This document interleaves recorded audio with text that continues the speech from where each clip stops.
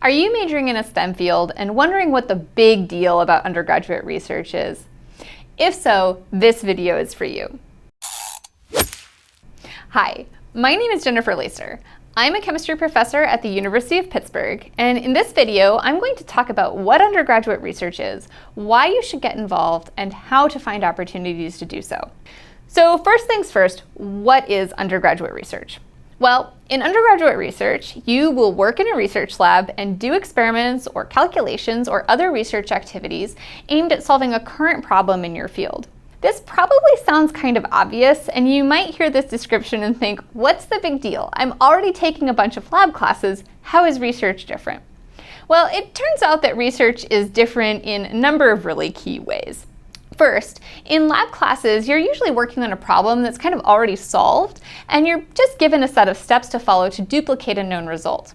The point is really to learn lab techniques and see how ideas from your courses are actually applied in the real world.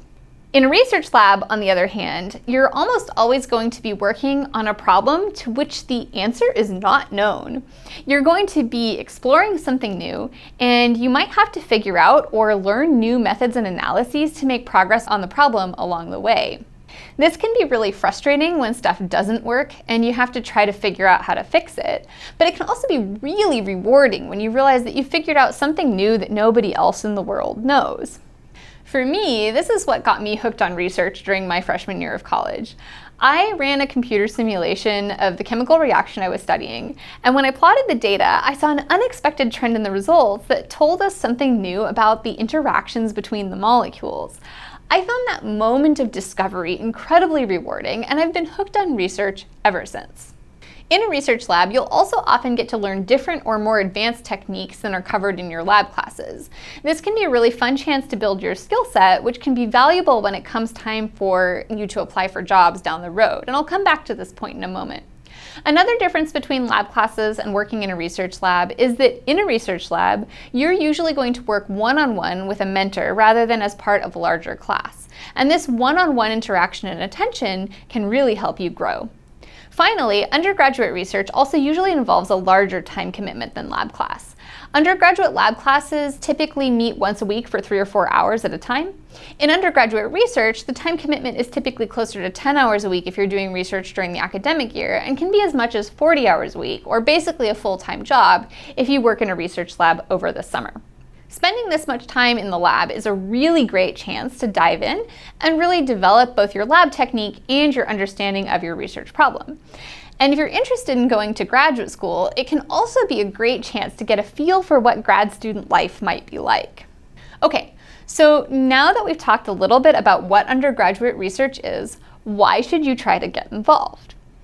First, undergraduate research will give you a chance to see chemistry or whatever field you're studying in action in the real world. For many students, this is transformative. It takes chemistry or whatever you're studying from a dry textbook subject to something that's lively and interesting and relevant. You might find that getting involved in research ignites a new spark of interest in your field, and that in turn inspires you in your classes. Second, and most importantly, undergraduate research is a fantastic opportunity for career development and career exploration. Working in a research lab will usually give you the opportunity to learn new technical skills that go way beyond your undergraduate courses. These skills might involve learning how to do more complex reactions, use cutting-edge instrumentation, or perform complex data analyses. These are all skills that you can list on your resume when you apply for jobs and will help make you a more attractive candidate. Working in a research lab will also give you the opportunity to develop more general professional skills. You'll learn to think critically about a problem and come up with solutions to the challenges that you encounter along the way. You'll also have the opportunity to build your science communication skills as you give presentations to your lab group and write about your results. Communicating clearly about your work is going to be critical no matter what you go on to do after you graduate, and undergraduate research is a great opportunity to practice and build these skills. And of course, working in a research lab will give you the chance to explore whether a research-based job or grad school are a good fit for you. If you start working in a research lab and you find that you love doing research, that is awesome. That might mean that graduate school would be a great next step. If you start working in a lab and find that you really hate the research process, on the other hand, That's okay too. It's still time well spent if it helps you narrow down your next steps by eliminating an option that isn't a good fit. Finally, working in a research lab is an important chance to build your professional network and professional portfolio. Employers often ask about research experience in interviews, and being able to talk about what you've done and how you've contributed will reflect well on your application. Your research advisor will also be an important reference for grad school or job applications. A reference from a research advisor who can talk specifically about your work in the lab and your approach to solving problems is usually going to carry a lot of weight in these types of applications. And the connections that you make with your advisor and other lab members can be really useful down the road too.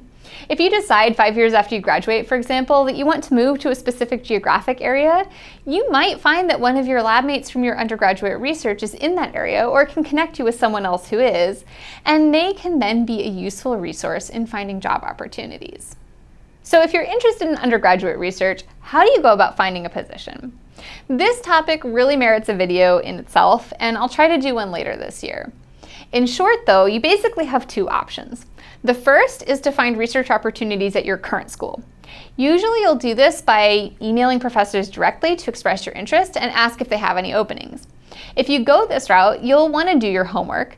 As a professor who gets these emails, I always respond better to students who have clearly read about our work on our lab website and can tell me why they're interested in my lab specifically, rather than a generic email saying they're interested in research and asking for opportunities.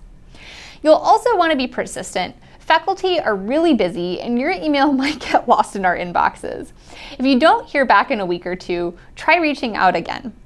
Some schools also have structured programs to help get students into research. At my university, for example, we have a program called First Experiences in Research that helps get first-year undergraduates into research labs. If you're interested in this type of route, check out your department or university's website and see what's listed, and ask your advisor for additional recommendations. They'll always know your university best. Your other option, especially if you're at a smaller school that doesn't have as much on-campus research, is to find research opportunities at other schools.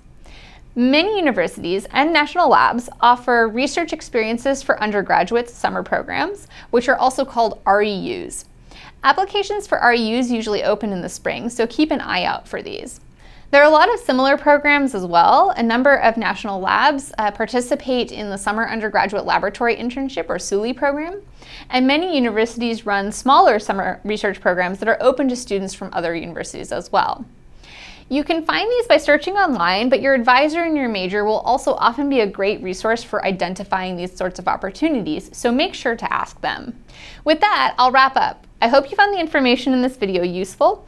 If so, please give it a like and consider subscribing for more content like this in the future. And if you have other questions about undergraduate research, please feel free to drop them in the comments. I'll try to answer them either there or in a future video. And until then, good luck finding a research position, and I hope you enjoy the experience.